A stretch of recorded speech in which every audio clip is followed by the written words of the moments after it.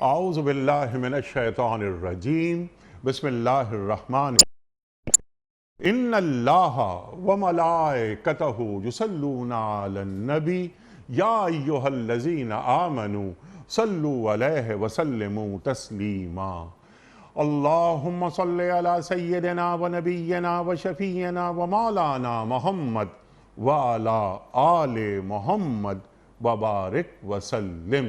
محترم خواتین و حضرات، السلام علیکم۔ پیام صبح کے ساتھ ایک بار پھر حاضر میں ہوں، آپ کا میزبان انیق احمد۔ قرآن کریم کی مختلف آیات پر گفتگو ہوتی ہے، ہمارے معزز علماء تشریف لاتے ہیں اور قرآن کریم سے ہمیں قریب کرتے ہیں کہ قرآن کریم کے تقاضے ہم سے کیا کیا ہیں۔ خواتین و حضرات، پیر، منگل، بدھ، جمعرات 4 دن قرآن کریم کی آیات کے حوالے سے بات ہوتی ہے، اور جمعہ اور ہفتہ 2 دن سوال و جواب کے لیے مخصوص ہیں۔ آپ کے سوالات آتے ہیں اور ہمارے عہد کے ایک جید مفتی صاحب آپ کے پوچھے گئے سوالات کے شافی جوابات عطا فرماتے ہیں قرآن و سنت کی روشنی میں۔ خواتین و حضرات، آج کے ہمارے معزز مہمان محترم مفتی محمد نجیب صاحب، ایک جانا مانا نام ہمارے ملک کا، کون آپ سے واقف نہیں۔ خواتین و حضرات، مفتی محمد نجیب صاحب سے ہم قرآن کریم کے جن آیات کے تعلق سے گفتگو کروائیں گے وہ سورہ لقمان کی آیات ہیں 17، 18 اور 19۔ حضرت لقمان نصیحت کر رہے ہیں اپنے بیٹے کو۔ وہ نصیحتیں کیا ہیں؟ اس سے پہلے حضرت لقمان کون تھے؟ نبی نہیں تھے، حکیم تھے، دانا تھے، فہم و فراست کی علامت تھے۔ خواتین و حضرات، حضرت لقمان علیہ السلام حضرت ایوب علیہ السلام کے بھانجے، سلسلہ نسل حضرت ابراہیم علیہ السلام کی۔ خواتین و حضرات، حضرت لقمان علیہ السلام جب حکمت کی باتیں کرتے، ایک مرتبہ کیا ہوا؟ ایک مرتبہ ایک شخص نے انہیں دیکھا، حضرت لقمان سیاہ فام تھے، دیکھا اور ان سے کہا کہ تم وہی لقمان ہو نا کہ جو بکریاں چراتے تھے؟ تو حضرت لقمان نے فرمایا ہاں میں وہی ہوں۔ تو لقمان، تم میں یہ اتنی حکمت اور اتنی ذہانت، اتنا فہم تمہارے پاس کیسے آ گیا؟ حضرت لقمان نے فرمایا کہ میں نے کبھی امانت میں خیانت نہیں کی۔ نمبر 2، میں نے ہمیشہ سچ بولا۔ تیسری چیز، میں نے ہمیشہ غیر ضروری چیزوں سے پرہیز کیا۔ میرے پاس حکمت آ گئی۔ ایک مرتبہ ایک شخص نے مذاق اڑایا حضرت لقمان علیہ السلام کا۔ علیہ السلام میں نے کہا اس لیے کہ ہم سلامتی بھیج رہے ہیں حضرت لقمان پر۔ حضرت لقمان سے پوچھا کہ تم سیاہ فام ہو، مذاق اڑایا۔ تو حضرت لقمان نے فرمایا کہ آپ نقش کا مذاق اڑا رہے ہیں یا نقاش کا؟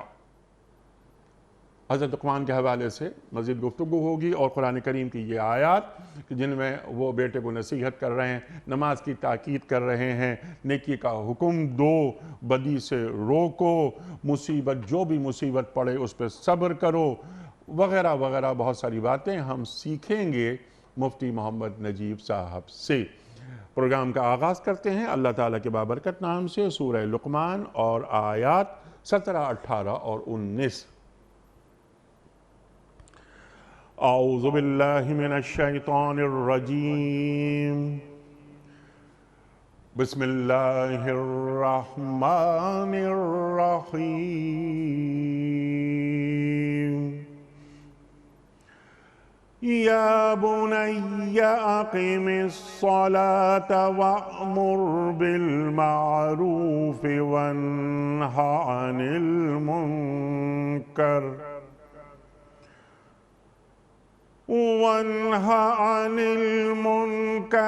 واصبر علی ما أصابك إن ذلك من عزم الأمور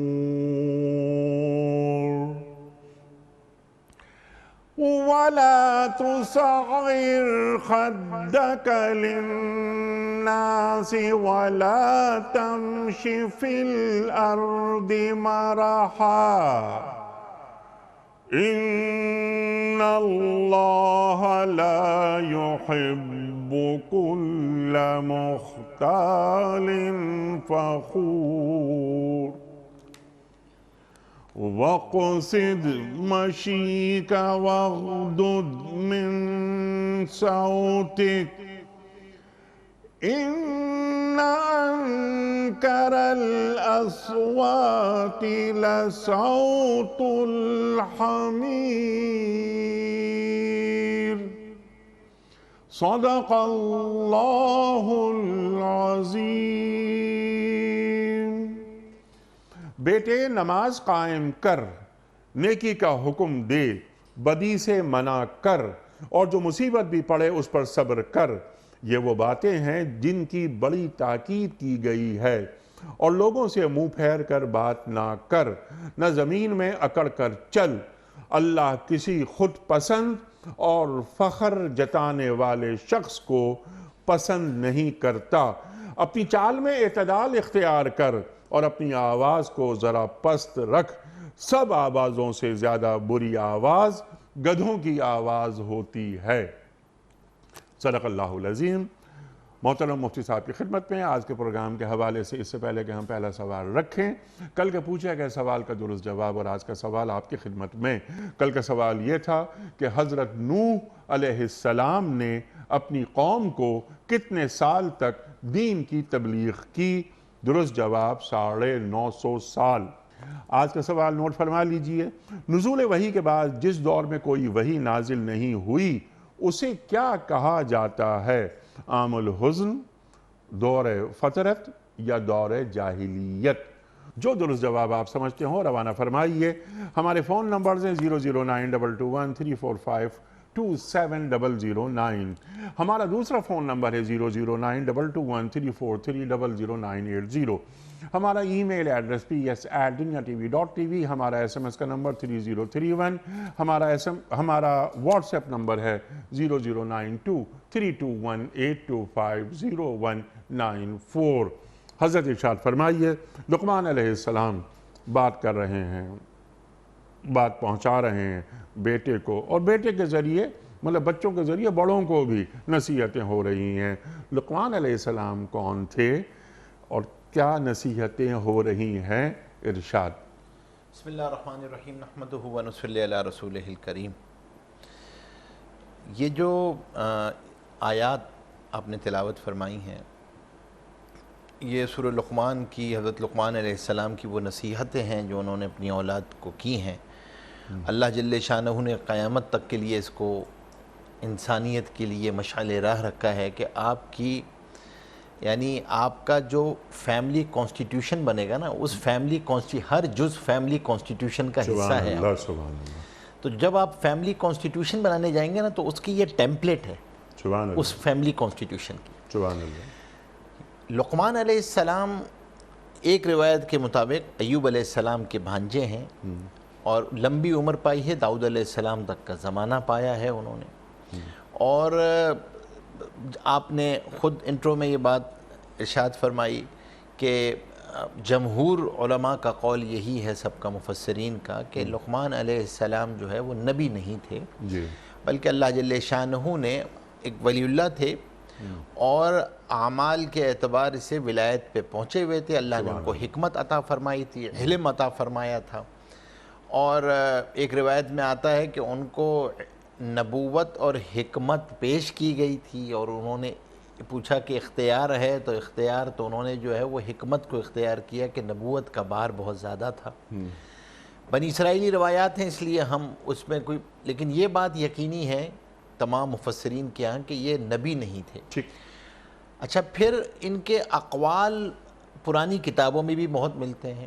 حضرت وہب بن منبہ فرماتے ہیں کہ میں نے 1000 کے قریب جو ہے وہ دیکھی، لیکن ان سب کے بارے میں یہ کہنا تو وہ تم یقینی نہیں ہے، لیکن یہ تو قرآن نے خود ذکر کی ہیں، تو یقینی چیز ہے کہ یہ لقمان علیہ السلام کی اپنی نصیحتیں ہیں۔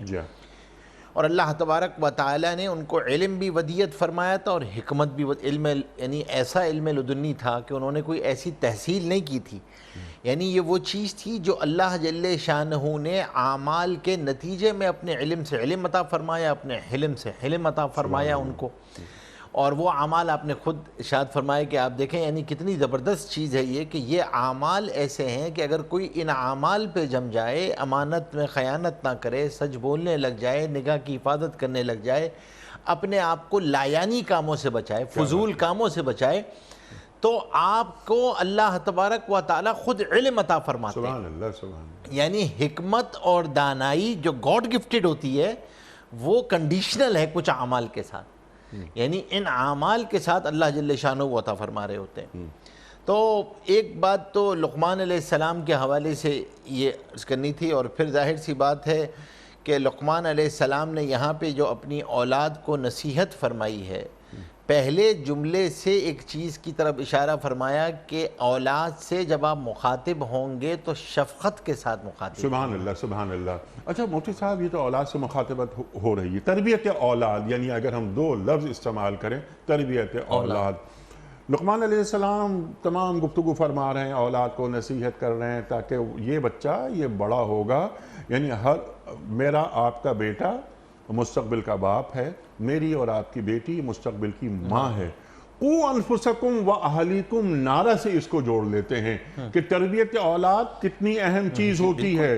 پھر لقمان علیہ السلام جو بتا رہے ہیں، بیٹا تو یہ کر، تو یہ کر، تو یہ کر، اور یہ نہ کر، ارشاد۔ دیکھیں آپ نے بالکل صحیح فرمایا کہ آپ کا جو بنیادی ایسٹ ہے، جو آپ نے بچا کے رکھنا ہے اس دنیا میں بھی اور آخرت میں جو آنے والے نقصانات ہیں اس سے بھی اس کو بچا کے رکھنا ہے، وہ آپ کی اہل ہے، اور آپ کی اہل میں آپ کی بیوی بچے ہیں، آپ کی اولاد جو ہے وہ آپ کے میجر ایسٹس ہیں۔ ان ایسٹس کو آپ نے اس طرح اس کی تربیت کرنی ہے، اس طرح پریزرو رکھنا ہے ان کو، یعنی عقائد باطلہ سے، گناہوں سے اور ایسی چیزوں سے جس سے ان کے ایمان پہ زد پڑے، آپ نے ان کو بچا کے رکھنا ہے، اور ایسے پریونٹیو میجرز لینے ہیں کہ وہ بچ کے رہیں۔ اب وہ کیسے لیں گے، وہ میں نے عرض کیا تھا جیسے شروع میں کہ وہ جب آپ نے بنانے جائیں گے چیک لسٹ نا، تو آپ کی یہ چیک لسٹ ہے۔ اب آپ عقائد کے اعتبار سے دیکھیں گے وہ عقائد کے اعتبار سے کہاں کھڑے ہوئے ہیں، ایمان ان کا کس لیول پر ہے، ایمانیات سے شروع ہو رہی ہے، عقائد سے شروع ہو رہی ہے۔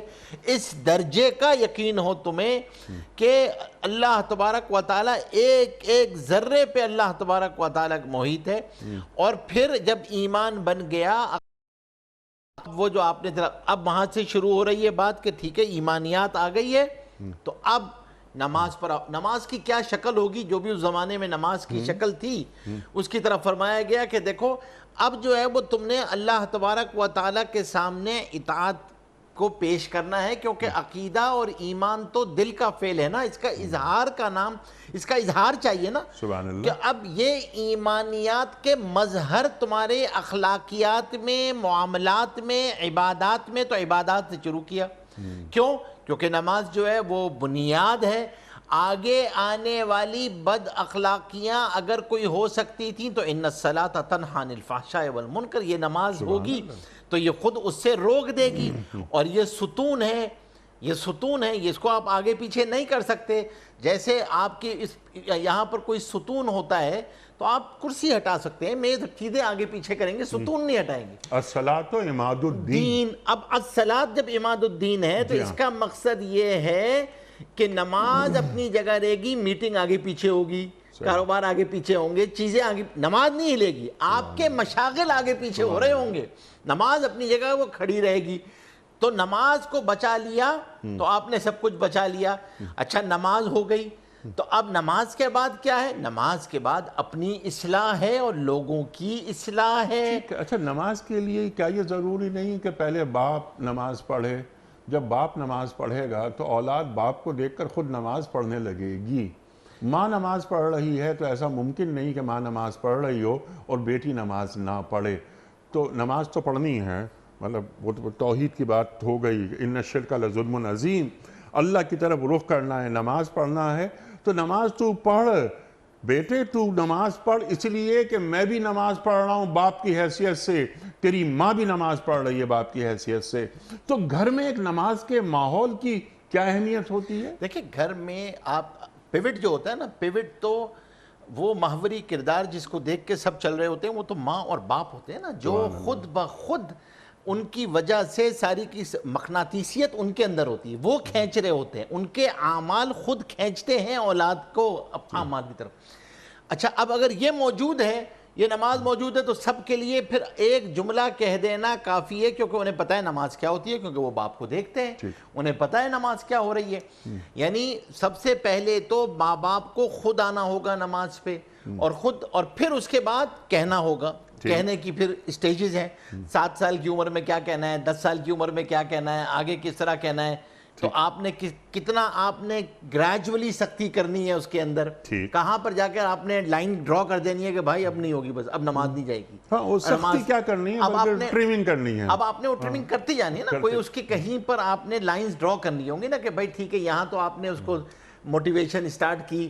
تو اب یہ جو موٹیویشن کا جو پہلا سٹیپ ہے وہ ہے آپ کا اپنا عمل، یہ سب سے بڑی موٹیویشن ہے کہ جس کو دیکھیں آپ نے دیکھا ہوگا نہیں صاحب، اپنی اولاد میں بھی دیکھا ہوگا لوگوں میں، کہ جب ماں باپ نماز پڑھ رہے ہوتے ہیں، دعا کر رہے ہوتے ہیں، چھوٹا 1.5 سال کا 2 سال کے بچے ہوتے ہیں نا، وہ بھی جا نماز پہ آ کے بیٹھ جاتے ہیں، وہ بھی ساتھ بیٹھ کے دعا کر رہے ہوتے ہیں، وہ بھی سجدہ کر رہے ہوتے ہیں، وہ بھی ان کے ساتھ اسی طریقے سے کر رہے ہوتے ہیں، کیونکہ بچہ فطرتاً نقال ہوتا ہے۔ آج تو چائلڈ سائیکالوجی یہ کہتی ہے کہ 8 سال کی عمر تک بچہ آپ کے بول بچن کو نہیں سمجھتا، وہ صرف آپ کے عمل کو دیکھتا ہے۔ ٹھیک ہے، تو اب آپ نے دیکھ لیا عمل، نماز کو قائم کیا، اور اس کے بعد نماز کا حکم آ گیا کہ آپ نے اب نماز کا حکم دینا ہے، ٹھیک ہے؟ پھر فوراً امر بالمعروف۔ اب کیا ہے کہ اپنی اصلاح اور اس کے ساتھ ساتھ دوسروں کی اصلاح شروع کر دو۔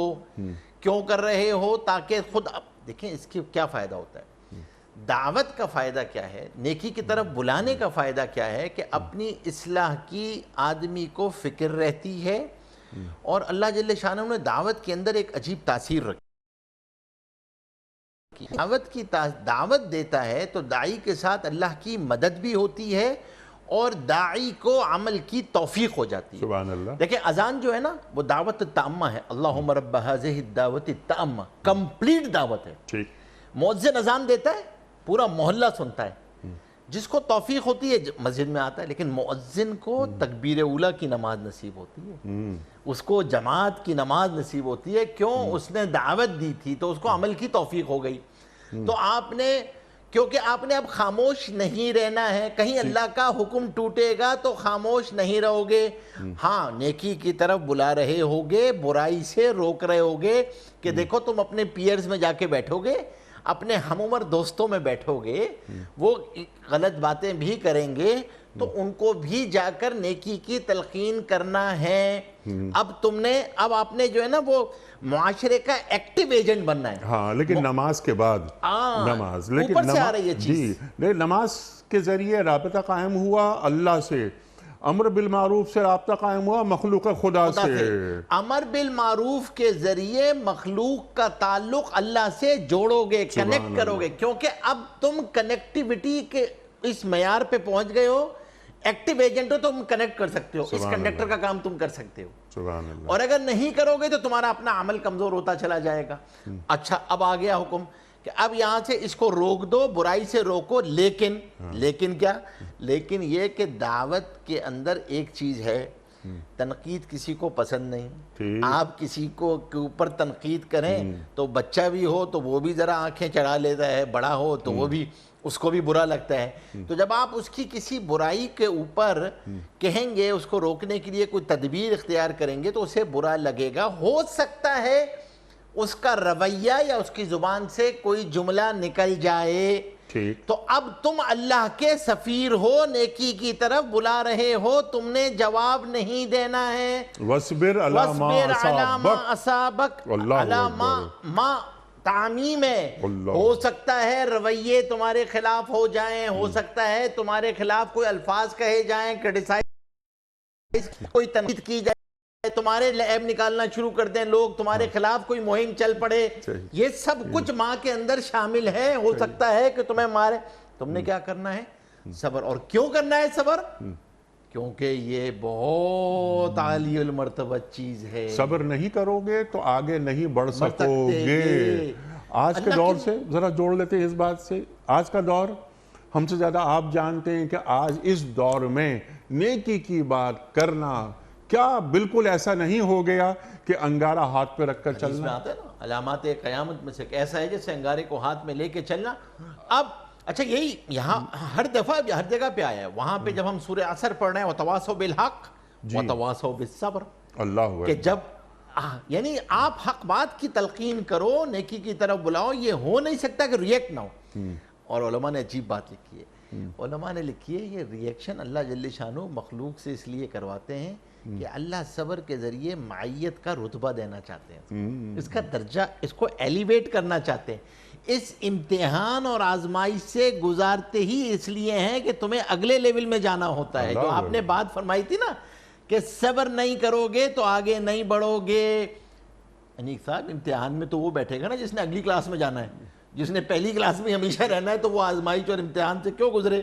تو اجرہم بغیر حساب، محشر کے میدان میں ترازو نہیں ہے ان کے لیے، جو بغیر حساب کتاب کے جائیں گے صبر کرنے والے. اب صبر یعنی تم نے اس پر کوئی جوابی کارروائی نہیں کرنی ہے، اپنا معاملہ اللہ پہ چھوڑ دو. وہ جاگ رہا ہے، لا تأخذہ سنۃ ولا نوم، وہ خود بدلا لے گا. صبر سے بڑا کوئی جواب نہیں ہے. سب سے بڑا جواب جو ہے نا وہ صبر ہے. اور اسی وجہ سے فرمایا کہ دیکھو جب بھی کوئی اس قسم کا کام کرے گا، جب بھی کوئی نیکی کا کام کرے گا، جب بھی کوئی نیکی کی طرف بلائے گا، برائی سے روکے گا، یہ چیزیں آئیں گی. This is part of the game.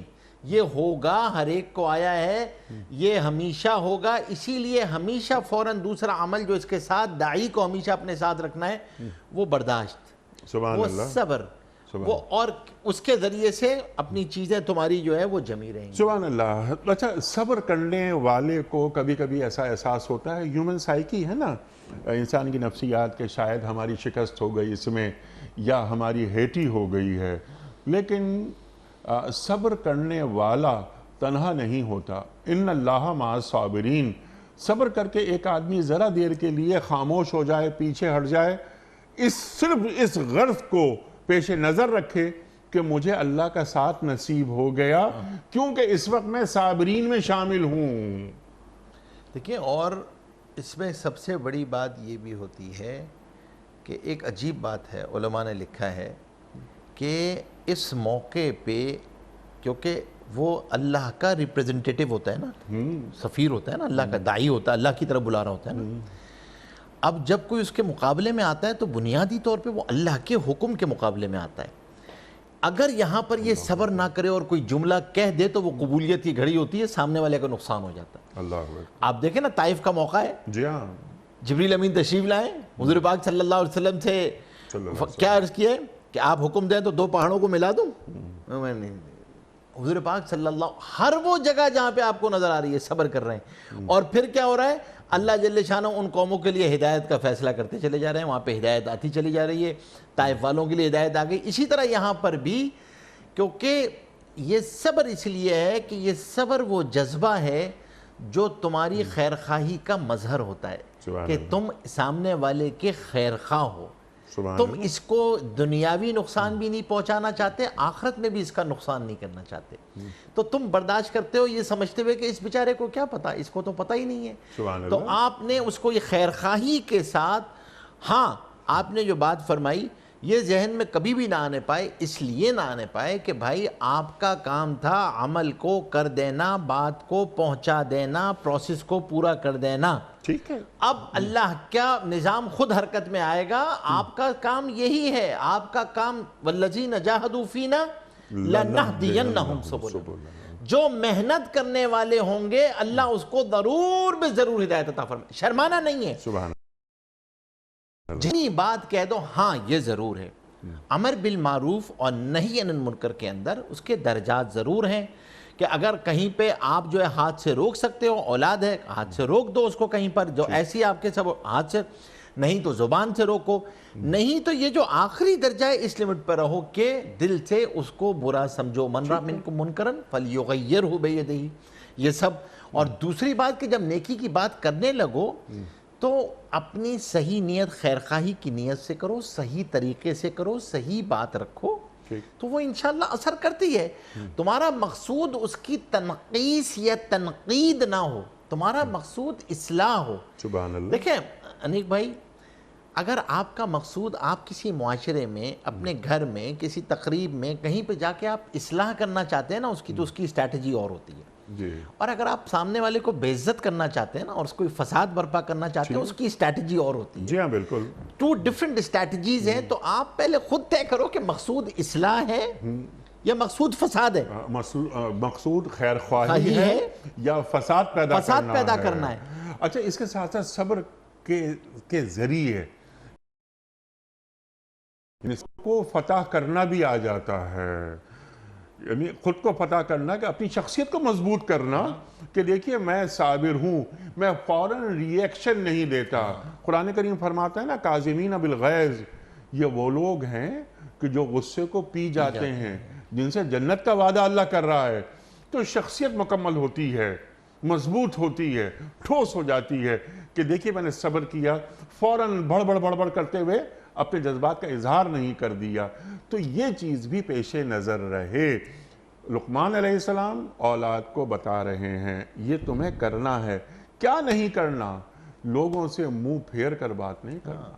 اب اخلاقیات کی گفتگو شروع ہو گئی. اب یہ کہ نہیں کرنا، غرور نہیں، تکبر نہیں. ایک غریب آدمی ہے، اس سے کیا بات کرنی ہے؟ غریب آدمی میرے اسٹیٹس کا نہیں ہے، میرے لیول کا نہیں ہے، میرے گریڈ کا نہیں ہے، تو میں کیا اس سے بات کروں؟ نہیں. سرکار دو عالم صلی اللہ علیہ وآلہ وسلم کو سلام کر لیا جائے، ہر صحابی کی یہ خواہش تھی. بالکل. ایک موقع بھی ایسا نہیں ملا، ایسا نہیں آیا کہ سرکار دو عالم صلی اللہ علیہ وآلہ وسلم کو کسی نے سلام کیا ہو. ہمیشہ آپ نے پہل کی. ہمیشہ آپ نے پہل کی. تو لوگوں سے جڑاؤ اور انکسار کے ساتھ، ایک تمکنت کے ساتھ. اللہ اکبر. دیکھیں اصل میں بات جو ہے وہ سب سے بنیادی بات یہاں پر یہی ہے کہ گفتگو کا سلیقہ اب بتایا جا رہا ہے کہ دیکھو تمہاری گفتگو جو ہے وہ تمہاری شخصیت کا اظہار ہوتی ہے، تمہاری پرسنالٹی اس سے نکل کے آتی ہے. تو آپ نے جب گفتگو کرنی ہے، اچھا پھر گفتگو کے اندر صرف گفتگو نہیں بتائیے، آپ کا پوسچر بھی بتایا جا رہا ہے کہ آپ نے گفتگو میں پوسچر کیسے رکھنا ہے. یعنی یہ نہیں ہے منہ پھلا کے گفتگو کر رہے ہو، آپ کا منہ پھولا ہوا ہے، آپ چڑھا کے اپنی گفتگو ہو رہی ہے، یا منہ پھیر کے گفتگو ہو رہی ہے. حضور پاک صلی اللہ علیہ وسلم کے شمائل میں ایک بات آتی ہے کہ حضور پاک صلی اللہ علیہ وسلم نے جس سے گفتگو کی ہمیشہ سامنے گفتگو کی، ٹیڑھے طریقے سے کبھی دیکھ کے، ٹیڑھی گردن سے کبھی، پوری بات سنی. اب یہاں پر دو یہ اتنی بنیادی چیزیں ہیں. آپ نے جو بات ارشاد فرمائی کہ پوری بات کا سننا، آپ سامنے والے کو اس کی اہمیت کا احساس دلا رہے ہوتے ہیں کہ تمہارے میرے نزدیک بہت اہمیت ہے. درمیان میں کاٹ کر یہ بات کہہ دینا، کہہ سکتے ہیں آپ، ہو سکتا ہے کہ وہ کہے ہاں مجھے سمجھ میں آ گیا کیا کہہ رہے ہو تم، جی ہاں، لیکن یہ آپ اصل میں اس کی پرسنالٹی کو ڈیمیج کر رہے ہو، توہین کر رہے ہیں. آپ بنیادی طور چاہے اولاد ہو چاہے کوئی ہو، آپ اس کی پرسنالٹی ڈیمیج کرتے ہیں. دوسری بات جو سب سے بنیادی ہے وہ ہمیں قوم من حیث القوم، ہمارے اندر جو ہے وہ اس کی گرومنگ کی ضرورت ہے. میں بھی سمجھتا ہوں اس کی گرومنگ کی ضرورت ہے کہ ہمارے اندر سے قوم من حیث القوم سننے کی صلاحیت ختم ہوتی جا رہی ہے. لسننگ اسکلز جو ہے نا، ہم جواب دینے کے لیے سنتے ہیں، سمجھنے کے لیے نہیں سنتے ہیں. آپ نے ابھی گفتگو کا پہلا جملہ بولا ہوتا ہے نا تو جواب آنا شروع ہو جاتا ہے، یہ نہیں سمجھتے کہ آپ کہہ کیا رہے ہیں. جواب کے ساتھ ساتھ اگر جواب کو میں کاؤنٹر کہوں کہ کاؤنٹر آنا شروع ہو جاتا ہے، بات کو رد کیسے کرنا ہے، اور میرا ذہن کام کرنا شروع کر دیتا ہے، پوائنٹس تلاش کرتا ہے کہ میں آپ کو آپ کی سینٹر کی وکٹ مجھے کیسے اڑانی ہے. تو اب جب آپ نے تو پھر سنیں اس کی بات کو غور سے کہ ہو سکتا ہے کہ بہت اچھی بات آ جائے یہاں سے. تو عام طور پر یہ جو آدمی زیادہ بولتا ہے وہ کم سنا جاتا ہے. ایک بات تو یہ بھی، اور جتنی بات مختصر ہوگی اتنی ہی بات معتبر ہوگی. تو یہ چند اصول ذہن میں آدمی رکھے، توجہ سے سنے، خواہ وہ بچہ ہو دن بھر بچے نے کیا کیا، اسکول میں کیا کیا، کالج میں کیا کیا، اس سے اچھا یہ ہوا. حالانکہ اب ظاہر ہے وہ لیول میں فرق ہے. اب وہ بچہ آ کر یا بچی آ کر 8 سال کی بچی، 10 سال کی بچی، 12 سال کی مجھے بتا رہی ہے تو مجھے اسی کے لیول پر آ کے اچھا پھر کیا کیا، کیا کہا میڈم نے، پھر کیا کہا تمہاری ٹیچر نے، تم نے کیا کیا، دیکھو لڑنا نہیں ہے، مل کے رہنا ہے، وغیرہ وغیرہ. یہ سب باتیں سکھائی جا رہی ہیں باتوں ہی باتوں میں. ہمارے بڑوں نے ہمیں سکھائیں، تو کیا ہم اپنے بچوں کو سکھا رہے ہیں؟ نہیں، ہم نے اس طرح اخلاق اور معاشرت منتقل نہیں کی. یعنی یہ جو ٹرانزٹ پیریڈ تھا نا، یہ پتہ نہیں کس وجہ سے، مجھے بھی سوچتا ہوں میں کبھی کبھی کہ کیا وجہ ہے کہ یہ ٹرانزیشن جو ہے نا رک گئی ہے کہیں جا کے. اور اس ٹرانزیشن کے رکنے کی وجہ سے بڑا نقصان ہوا ہے. ٹرانزیشن، یہ جو رکی ٹرانزیشن ہے جس میں جو ٹرانسفرمیشن تھی نا کہ باتوں ہی باتوں میں اقدار، معاشرت، اخلاق منتقل ہو جاتی تھی. جی ہاں. یعنی پتہ ہی نہیں چلتا تھا، تربیت ہو چکی ہوتی تھی، شخصیت بن چکی ہوتی تھی، اور الگ سے کوئی باقاعدہ کورسز نہیں کراتے تھے وہ. یعنی آپ یوں سمجھیے کہ وہ بالکل کامن سینس کی باتیں ہوتی تھیں. یہ سب کامن سینس کے اندر ہی یہ سب چیزیں پوری ہو جایا کرتی تھیں. اب تو شاید وہ کامن سینس ہی نایاب ہو گیا، نو مور کامن. تو اب اس کا نقصان یہ ہوا کہ بچوں اور ماں باپ کے درمیان گیپ پڑتا چلا جا رہا ہے، بہت زیادہ گیپ ہوتا چلا جا رہا ہے. اور گھر کے اندر کا یہ معاملہ ہوا، باہر کا معاملہ یہ ہوا کہ سائنس نے اس درجے ترقی کر لی کہ آپ کی انفارمیشن میں بھی آپ کے اور بچوں کے درمیان گیپ آتا چلا جا رہا ہے. جی ایسے ہی. تو اب وہ بچہ غیر اختیاری طور پہ یہ سمجھ رہا ہے کہ آپ کو میری پرابلمز کا پتہ ہی نہیں ہے، آپ جانتے ہی نہیں ہیں، تو آپ جواب کیا دیں گے. تو وہ آپ سے ڈسکس کرنا ہی نہیں چاہتا، اور آپ کے پاس بھی ٹائم نہیں ہے کہ آپ اس کے لیول پہ آ کے گفتگو کر سکیں، اور آپ کے اندر سننے کی اتنی استعداد بھی نہیں ہے کہ آپ اس کے ان سوالوں کو سن سکیں. آپ سننا بھی نہیں چاہتے وہ سوال جو اس کے ذہن میں ہیں. اب پرابلم آتی ہے، پھر اس کی وجہ سے پرابلم یہ آتی ہے کہ پھر وہ گیپ بڑھتا چلا جاتا ہے اور وہ نسل کٹتی چلی جاتی ہے گھر سے. تو اس کا نقصان ہوتا ہے. اسی لیے فرمایا کہ بھائی اچھا اب یہ ساری کی ساری جو ہے نا اخلاقیات کی تربیت ہو رہی ہے یہاں پر، یہ جتنی گفتگو ہے یقیناً اس میں 2-3 چیزیں اور باقی رہ گئی ہیں. اسے بات کروانے کے بعد آپ نے جو پوائنٹ اٹھایا بے انتہا اہم ہے، کمیونیکیشن گیپ نہ ہو. اس پر میں آپ سے بات کرواؤں گا. یعنی والدین میں اور اولاد میں ربط نہ ٹوٹے، کمیونیکیشن ہوتی رہے. رات کا کھانا کم از کم ساتھ کھائیں، ایک کھانا رات کا ساتھ کھائیں، اور ڈائننگ ٹیبل پر گفتگو ہوتی رہے. اچھا آج کیا ہوا تھا، یہ کیا ہوا تھا، وہ کیا ہوا تھا، اور ایک دوسرے کو سمجھنے کی کوشش کرتے رہیں. آپ نے بجا فرمایا کہ اب ہم ذرا ایڈوانس ہو گئے ہیں. بٹ ہمارے پاس موبائل نہیں تھا جب ہم بچے تھے. ہمارے بچوں کے پاس موبائل، نیٹ وغیرہ سب چیزیں موجود ہیں، انہیں ضرورت نہیں رہی. ہاں بس یہ کہ والدین اے ٹی ایم بن کے رہ گئے ہیں. بس اے ٹی ایم ہے. والدین جناب پیسے چاہیے اس وقت تک جب تک کہ اولاد کمانے کے لائق نہیں ہو، جب تک آپ یا یہ کہ جب تک وہ اے ٹی ایم کارڈ کام کر رہا ہے، جب تک وہ اے ٹی ایم کارڈ. تو ایسا وقت نہ آنے دیں. یہ کیسے ممکن ہے کہ اولاد کھانا کھانے بیٹھ جائے اور والد ابھی اپنے کمرے سے برآمد نہ ہوا ہو؟ ہم ایسے گھروں کو دیکھتے ہیں کہ اولاد بیٹھی ہوئی ہے، کیوں ابھی بابا نہیں آئے؟ بابا آئیں گے تو پھر کھانا شروع ہوگا. تربیت چاہیے. یہ دیکھیں یہی تو بات ہے انیک بھائی کہ یہ تربیت تو ہم نے ہماری شاید ترجیحات میں نہیں رہی ہے ابھی. یہ شاید ترجیحات سے ہی فارغ ہو گئی ہے. یعنی یہ سب چیزیں جو ہے نا، اور اس کا نقصان یہ ہوا ہے کہ یہ اخلاقیات نہیں ہیں، بنیادی طور پہ انسان کے سیلین فیچرز ہیں. یہ انسان اور حیوان میں کچھ فرق ہوتا ہے نا. انسان کی ایک تعریف حیوان ناطق بھی ہے کہ ایک ٹاکٹیو اینیمل ہے. وہ ٹاکٹیو اینیمل سے انسان بننے تک کے جو مراحل ہیں نا، اگر یہ طے نہیں ہو پاتے تو وہ کہیں پہ وہیں پہ رک جاتا ہے جا کے. اور اس کے اندر حیوانیت ہی غالب رہتی ہے. اس کے اندر یہ اقدار کہ یہ ماں ہے اور یہ باپ ہے، اور باپ کا یہ ادب ہے اور بڑوں کا یہ ادب ہے، بھائیوں کے ساتھ اس طرح رہنا ہے، بھائیوں کے ساتھ خیر خواہی کے ساتھ رہنا ہے، بھائیوں کو آپس میں چیزوں کو شیئر کرنا ہے. یہ سب چیزیں ختم ہو جاتی ہیں جب ماں باپ کی ترجیحات میں سے اخلاق اور تربیت نکل جاتی جی سبحان اللہ. حالانکہ اولاد سے زیادہ اہم کوئی اور چیز کیا ہے. ہو آپ کا سکتی کون ہے؟ سا ایسٹ ہے؟ اولاد کی تعمیر میری تعمیر ہے.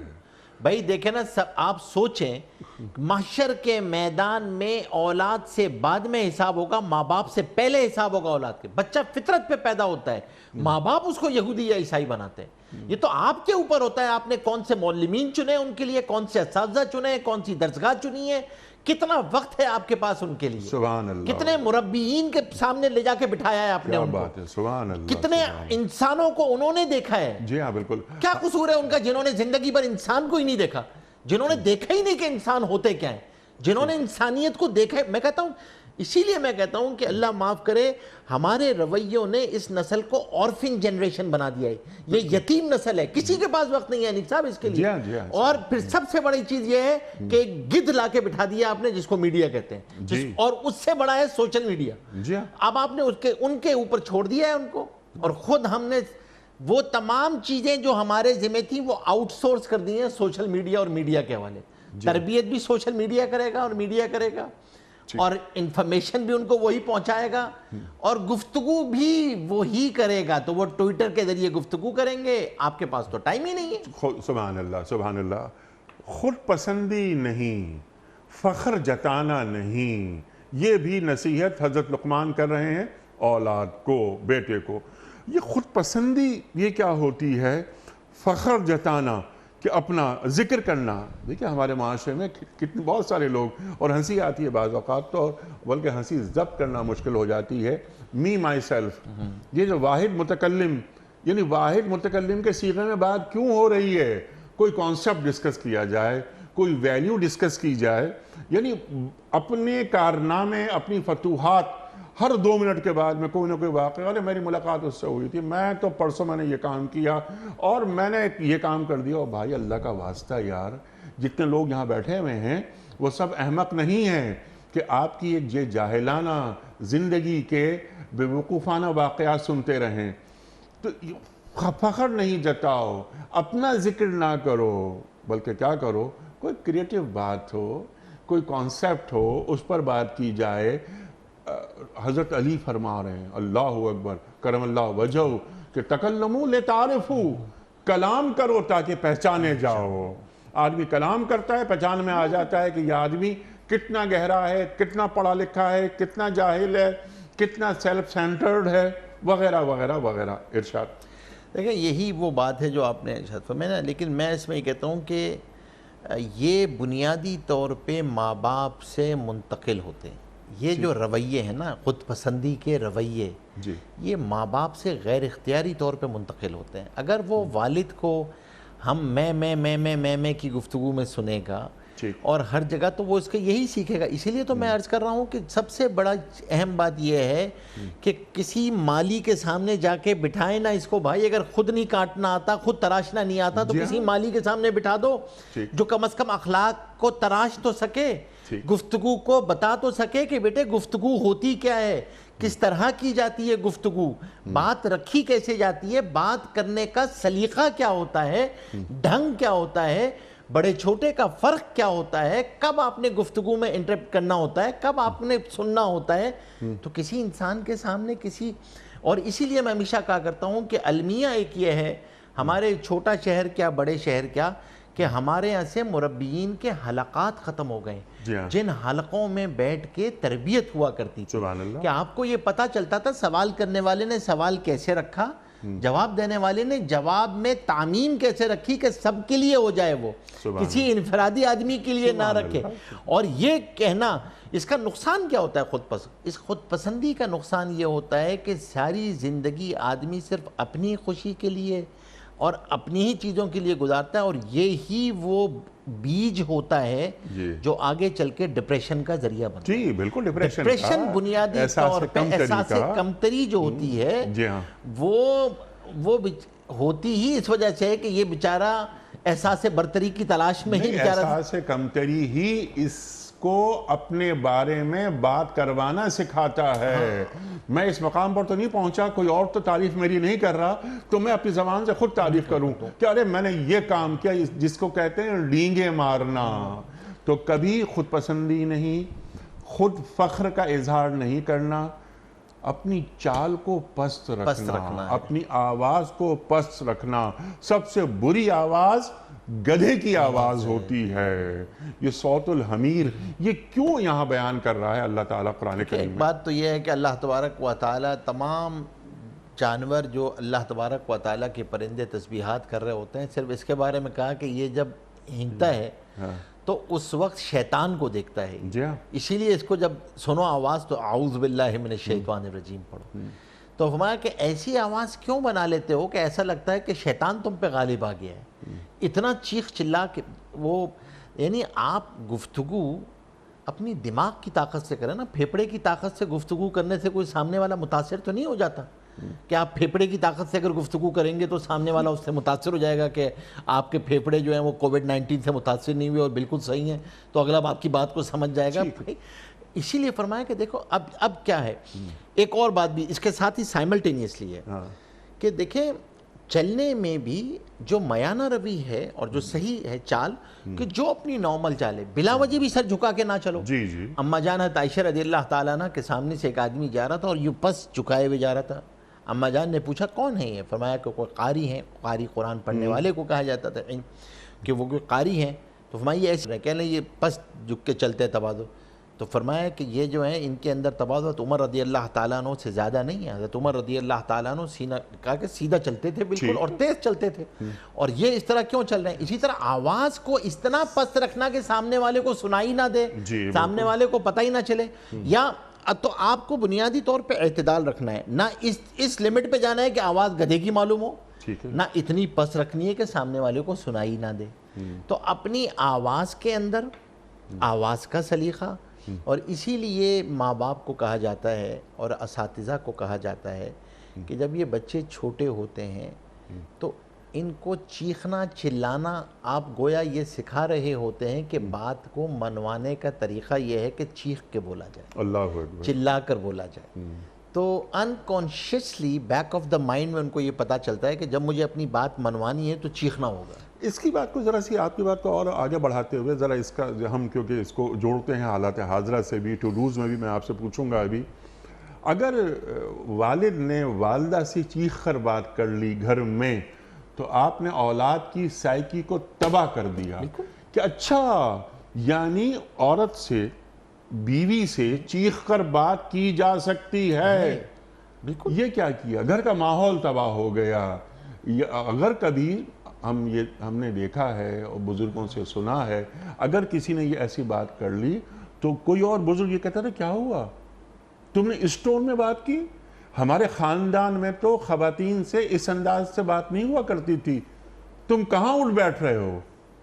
تو یہ سکھانا پڑتا ہے, بلکہ اس کی تہذیب کرنی پڑتی ہے. تہذیب کہتے کہ اس کو, تہذیب تو اسی ٹریمنگ میں کہتے ہیں نا, کہ مطلب آپ, اس کا مقصد یہ ہوا کہ آپ کو اپنی اولاد کے بارے میں چوکنا رہنا پڑتا ہے نا. پھر تو آپ اس کی گفتگو میں, چیزوں میں, اور آپ سوچیں جو آپ ابھی خود ارشاد فرما رہے ہیں, جس واقعے کا آپ ذکر کر رہے ہیں کوئی, تو یہ اس کا مطلب یہ ہے کہ وہ بچہ شادی شدہ بھی ہو جائے تو ماں باپ اس کے اوپر نگاہ اسی طرح رکھتے ہیں کہ اپنی بیوی کے ساتھ رویہ کیا رکھا ہوا ہے, گفتگو کیا کر رہا ہے, کیسے کر رہا ہے. جب گھر کی چار دیواری میں ایسی گفتگو نہیں ہوتی تو یہ اس کی چال چلن کن لوگوں کے ساتھ ہے کہ یہ اس کی گفتگو کا انداز بدل گیا ہے. اور پھر دیکھیں میں ہی رول ماڈل ہوں, میں اپنی اہلیہ کے ساتھ کیسے گفتگو کرتا ہوں, خدام کے ساتھ کیسے گفتگو کرتا ہوں, ڈرائیور کے ساتھ کیسے گفتگو کرتا ہوں, آنے والے مہمان کے سامنے کیسے گفتگو کرتا ہوں, آنے والے آدمی سے میں کیسے گفتگو کر رہا ہوتا ہوں. تو یہ بنیادی چیزیں ہیں نا, یہ بنیادی آداب ہے نا, بنیادی آداب معاشرت ہے نا. میں کہتا ہوں کہ بھائی دیکھو, ابھی انیق صاحب میں ساتھیوں کہہ رہا تھا کہ دیکھیں یہ گرمی کا موسم ہے نا, آپ اگر اولاد کو آپ یہ تربیت دے دیں کہ بھائی چاہے ڈاکیہ آئے, چاہے کوئی آدمی آئے, کوئی آ کے بیل بجائے, اور کوئی کام کر, کوئی بھی اس کا کام ہو, تم ایک کو پیش کر دو, یہ جو دعا اس کے دل سے نکلے گی وہ تمہارے لیے ساری زندگی تمہاری نجات کا ذریعہ ہے. سبحان اللہ. اور یہی جو ہے نا ہمارے اندر بھی یہ چیز ہونی چاہیے. دیکھیں دونوں طرف سے فرق پڑا ہے. وہ جو آپ فرمائے تھے, میں جو کہتا ہوں نا ٹرانسفارمیشن جہاں پہ رکی ہے جا کے, وہ ہمارے اندر سے بھی یہ ختم ہو گئے. وہ کہ یعنی وہ لوگ ہی گم ہو گئے نا. جی ہاں. یعنی جو آتے جاتے کہا کرتے تھے ہمیشہ کہ جیتے رہی ہو جیتے رہی ہو, وہ لفظ وہ یعنی رستوں کہاں گئے وہ لوگ, مطلب وہ لوگ ہی ختم ہو گئے. آپ کتنی مرتبہ آپ نے سنا ہوگا آج بڑے سے کہ آپ کوئی ان کو جا کے سلام کرے, وہ جواب دے کہ جیتے رہی. یعنی یہ لفظ ہی, یہ محاورہ ہی ختم ہو گیا. یہ کان ترس جاتے ہیں سننے کو. آپ کے ذہن میں میرا خیال ہے کہ اظہر عنایتی کا شعر آ رہا ہے. وہ شعر یہ ہے کہ راستوں کیا ہوئے وہ لوگ جو آتے جاتے میرے آداب پہ کہتے تھے کہ جیتے رہیے. اللہ اکبر. وہی تہذیب, یہ جو دعا ہے یہاں پر تہذیب کے ساتھ ساتھ تہذیب نفس سکھائی جا رہی ہے. اپنی اصلاح, اپنے اندر کے جانور کو مارتے ہیں. اور جب آپ اس نفس کو مار دیتے ہیں, اس جانور کو مار دیتے ہیں, تو پھر صحیح انسانیت ابھر کے آتی ہے. اللہ اکبر. جس کے اندر کی استعداد ہوتی ہے کہ اللہ کے دیے ہوئے علم کے پودے اس کے اندر پھوٹ سکیں, اس کے اندر چل سکیں, اس کے اندر اگ سکیں, اور اللہ کی دیے ہوئے علم اور علم اس سے آپ کی دل کی زمین جو ہے وہ سیراب بھی ہو, سرسبز و شاداب بھی ہو. تو یہ ہماری بھی ذمہ داری ہے اسی طرح کہ ہم اپنی بھی اصلاح کر رہے ہوں, ماں باپ اپنی اصلاح کی بھی فکر کر رہے ہوں, اولاد کی اصلاح کی بھی. ان کی گفتگو, ان کا سلیقہ, ان کی اخلاق, ان کی گفتار, ان کا چال چلن, ان کا بات کرنے کا انداز, ان کا سوچنے کا انداز, بات رکھنے کا انداز, یہ سب چیزیں اس کے اندر آ رہی ہیں. یعنی آپ کی پرسنالٹی ڈائمنشن جتنی ہے وہ لقمان علیہ السلام ذکر. اس لیے میں کہہ رہا ہوں کہ جب آپ اپنی فیملی کانسٹیٹیوشن کی چیک لسٹ بنائیں کہ میری فیملیز کے اندر ڈوز اینڈ ڈونٹس کیا ہوں گے, یہ ہمارے گھر میں نہیں ہوں گے, یہ ہمارے خاندان میں نہیں ہوں گے, تو دس از دا بیسٹ ٹیمپلیٹ. ٹھیک ہے, بالکل انہی بنیادوں پر, انہی خطوط پر اولاد کی تربیت کی جائے. کیونکہ جب کبھی میرے بچے کے تعلق سے کوئی شخص گفتگو کرے تو وہ پوچھے کہ تمہارا تعلق کس خاندان سے ہے. اچھا, تم اس خاندان کے فرد ہو, تمہاری اخلاقیات اتنی بلند ہے, یقیناً تمہارا تعلق کسی پڑھے لکھے گھر سے ہے. یہی نہیں, آج جو یونیفائڈ کریکلم بننے جا رہا ہے نا, نصاب, جس میں آپ نے کسی پاکستانی مسلمان اسٹوڈنٹ کا پروفائل بنانا ہے کہ وہ کیسا ہونا چاہیے, تو یہ ہے اسٹوڈنٹ پروفائل. سبحان اللہ. یہ ہے اسٹوڈنٹ پروفائل جس کو سامنے رکھ کے کریکلم ڈیزائن کرنا ہے کہ آپ کا کریکلم پرسنالٹی ڈیولپمنٹ کا ہوگا کیا. وہ پرسنالٹی کیسی نکلے گی, مسلمان پرسنالٹی ہو, اسپریچول ڈائمنشن ہے وہ ساری. سبحان اللہ. یہ ہے اسپریچول ڈائمنشن جس پہ آپ پوری کلیئر لرننگ آؤٹ کم ہے, بہت ہی کلیئرٹی کے ساتھ یہ لرننگ آؤٹ کم دی ہوئی ہے اس کریکلم کی کہ یہ کریکلم بنے گا, یہ لرننگ آؤٹ کم ہے, یہ پرسنالٹی پروفائل ہے, اور یہ اس کی ٹریسیبلٹی آڈٹ ہے, اوتھینٹسٹی قرآن سے موجود ہے. اپنی طرف سے کوئی نہیں کہہ رہے ہیں. تو آپ اس ٹریسیبلٹی کو اٹھائیں گے اور گریجولی 3 سال کے بچے کی کیسی ہوگی, 4 سال کی کیسی ہوگی, 5 سال کی کیسی ہوگی. That is what the requirement. یہ ریاست کی ذمہ داری ہے, ماں باپ کی, خاندان کی, معاشرے کی, اساتذہ کی, سب کے لیے یہ آیات مشعل راہ ہیں. سبحان اللہ, سبحان اللہ. اور جو آپ نے بات فرمائی تھی قرآن کریم میں رکھ دی گئی ہیں یہ آیات قیامت تک کے لیے. والدین توجہ دیں, لقمان علیہ السلام اولاد کی تربیت کر رہے ہیں. خواتین و حضرات, میں مفتی نجیب صاحب کا بڑا ممنون ہوں کہ آپ نے بالکل بالتفصیل قرآن کریم کی ان آیات کی تفسیر بیان فرمائی اور ہمیں قرآن کریم سے قریب کیا. اللہ تعالی ہمارے علماء کو سلامت رکھے. درمیان میں ٹو ڈوز کرنے کے کام مفتی صاحب بیان کرتے رہے بار بار کہ ہمیں کیا کرنا ہے. والدین کی حیثیت سے ہماری کیا ذمہ داری ہے, فرد کیسے تیار ہوتا ہے, خاندان کیسے تیار ہوتا ہے, معاشرے تیار کیسے ہوتے ہیں, پھر ریاست تیار کیسی ہوتی ہے. تو ریاست اکائی فرد ہے, فرد سے ریاست تک معاملہ بنتا ہے. اور یہ دیکھیے جو ریاست مدینہ کی بات ہوتی ہے, ریاست مدینہ ایسے ہی تعمیر ہوئی تھی. تزکیہ ہوتا ہے, انسان تیار کیے جاتے ہیں, پہلے انسان تیار کیے جائیں گے, اس کے بعد انقلاب آتا ہے. 13 برس مکہ مکرمہ میں کوئی لڑائی نہیں, کوئی جھگڑا نہیں, ہاتھوں کو باندھ کے رکھو, بس یتلو علیہم آیاتہ ویزکیہم وَيُعَلِّمُهُمُ الْكِتَابَ وَالْحِکْمَةَ۔ اللہ اکبر۔ تشریف لائے، ہجرت ہوئی، ریاست، فرد تیار ہوا، انسان سازی ہوئی۔ یہ ہے دین کا خلاصہ۔ انسان تیار نہیں ہوا اور کسی انقلاب کی یا کسی تبدیلی کی نوید ہم کیسے سن سکتے ہیں؟ کسی اور موقع پر تفصیل سے اور بات کریں گے انشاءاللہ تعالی۔ وقت مکمل ہو رہا ہے ہمارے پروگرام کا۔ کوئز، کل کا سوال یہ تھا کہ حضرت نوح علیہ السلام نے اپنی قوم کو کتنے سال تک دین کی تبلیغ کی؟ درست جواب 950 سال۔ آج کا سوال نوٹ فرما لیجئے۔ نزول وحی کے بعد جس دور میں کوئی وحی نازل نہیں ہوئی اسے کیا کہا جاتا ہے؟ عام الحزن یا دور فترت یا دور جاہلیت؟ جو درست جواب آپ سمجھتے ہو روانہ فرمائیے۔ ہمارے فون نمبرز ہیں 00922134527 ہمارا دوسرا فون نمبر ہے 009221343000980۔ ہمارا ای میل ایڈریس ps@dunyatv.tv، ہمارا SMS کا نمبر 3031 اور ہمارا واٹس ایپ کا نمبر ہے 00923218250194۔ حضرت ایک پرچی نکال کر اعلان فرما دیجئے، آج کا ونر کون ہے؟ ثناء اللہ بھٹا، چکلالہ اسکیم، راولپنڈی۔ ثناء اللہ بھٹا صاحب، چکلالہ اسکیم، راولپنڈی۔ یہ بھٹا صاحب بھی ہمارے ریگولر ویور ہیں اور مسلسل ان کا فیڈ بیک بھی آتا رہتا ہے۔ بھٹا صاحب آپ کو بہت بہت مبارک ہو۔ پروگرام کا اختتام ہوتا ہے روزانہ ایک قول پر، اور وہ قول ہوتا ہے صاحب نہج البلاغہ امیر المومنین حضرت علی مرتضیٰ کرم اللہ وجہہ کا۔ آپ فرماتے ہیں کہ مظلوم کی بد دعا سے بچو، مظلوم کی بد دعا سے بچو کہ وہ اللہ سے اپنا حق مانگتا ہے۔ اللہ اکبر۔